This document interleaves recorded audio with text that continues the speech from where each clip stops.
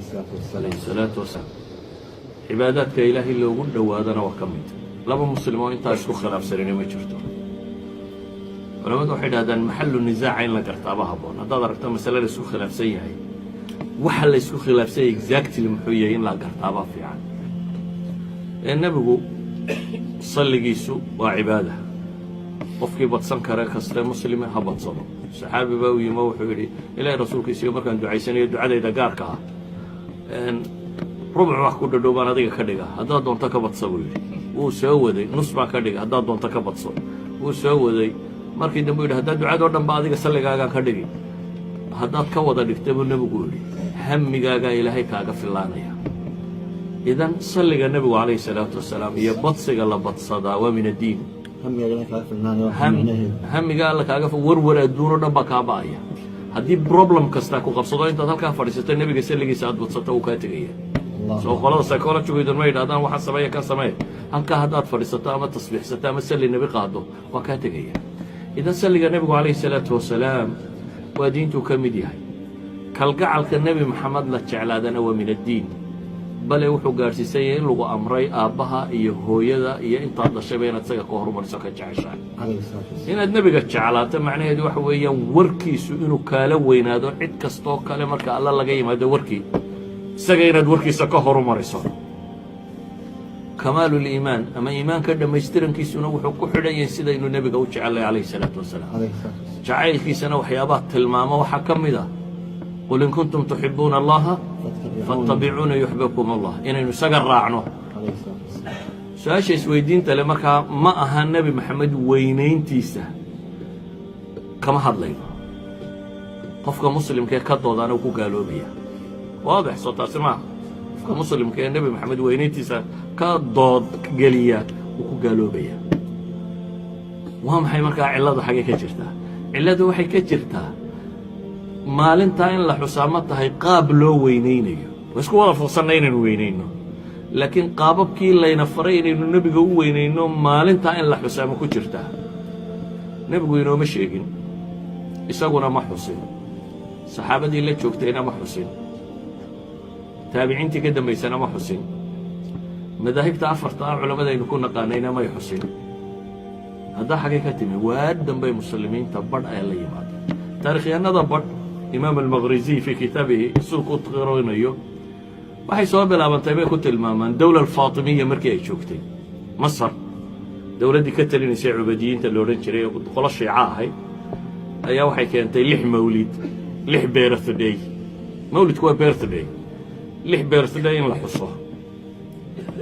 nabiga alayhi salaatu wasalaam Ali ibn Abi Talib Faatima Xasan iyo Xuseen iyo boqorka شنطها إنه النقضة وحلا حصية لحدا إنه النقضة وحلا حصية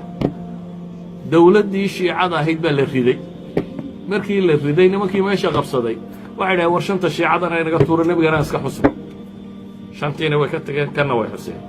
علماء ده وقت قوي حكي دم بيسوي وحي سويدية والمسألة دني ما كم تهي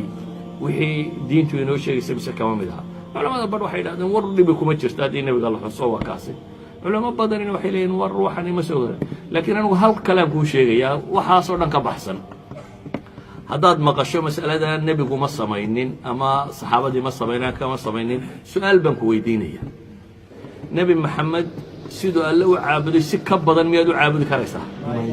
ما أنت أنتي النبي محمد والسميين لما يسوع أنسقوني ما النبي ده عمرها صحيح كما ما أنت أنتي النبي محمد كاتو أن سويدين وحى صهر ما بناته مسمى بنانا لكن أنتي بهدارة هينين وحبب بدعة كورب إذا النبي محمد مالين هوية لنا مالين والبقصل عليه الصلاة والسلام إن تصنت كي مالين سكتو أو تناظر مالين تصنت مسلمية مالين تطنطن كلام مركنو كأجنو ما لقرنا يا مالين تو إكزاكت النبي يقول شيء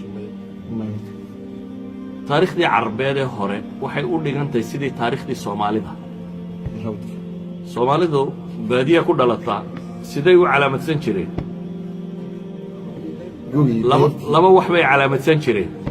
تضبط كمال أنت كذا شوي علامة سنشرين أنا واحد مغلي سهب السنين مرشية خبيث مرشية جمع مرشية أحد مرشية طاو صومالي ده ملحة وعلامة سنشرين وهي كلها علامة سنشرين gugii ama dayrtii la dhashay wixii jiray gugii reer hebel lagu duulay gugii hebel dhintay gugii dayrta badnaa gugii cayn ayaa la calaamadsan jiray carabtii jaahiliyaduna saasay ahayd nebi maxamed markuu dhashay calayhi salaatu wasalaam wuxuu inoo sheegay maalintuu dhashay iyada wuu sheegay isniin baan dhashay buu yidhi isniintana wuu soomi jiray isniinta iyo khamiisahana wuu soomi jiray markaa wuu sheegay inuu isniin dhashay sanadkuu dhashiyo bishuu dhashay cidima garanaysaa sanadkii waxaa la yidhi sanadkii maroodigu maka ku soo duulay buu ku beegnaa marka waa sanadkii maroodiga markaa taariikhda la raadinaya war sanadkaasi halkuu kaga beegnaayo halkaasuu ku beegnaayo halkaasuu sanadkii maroodiga uu dhashay ayay culammada yidhahdeen bisha ma la garanayaa waxay yidhahdaan waxaa loo filaya inay tahay bisha rabiicul awal maalintana isniinta rabiicul awal qolo waxay yidhahdeen 12 ahayd taariikhyahanada hadda jooga waxay leeyihin markaa dib loo baadho 12 isniinba maaha nebiguna wuxuu yidhi isniin baa dhashay soo maaha haddaad dib u raacda bay leeyihiin 12 isniin ma haysee la yeelaya axad alxufaad wuxuu leeyahy war 9 ahayd culamo kale waxaa qabtaa 8 marka maalintan 12 waa ashharu laqwaal waa warka ugu caansan ee taariikhyahanadu ay qoraan laakiin exactly inay ahayd maalintaasi xataa maalin laysku waafaqsanyay maaha soo duuduub hadday tay nebiga weynayntiisa maalin walba weyne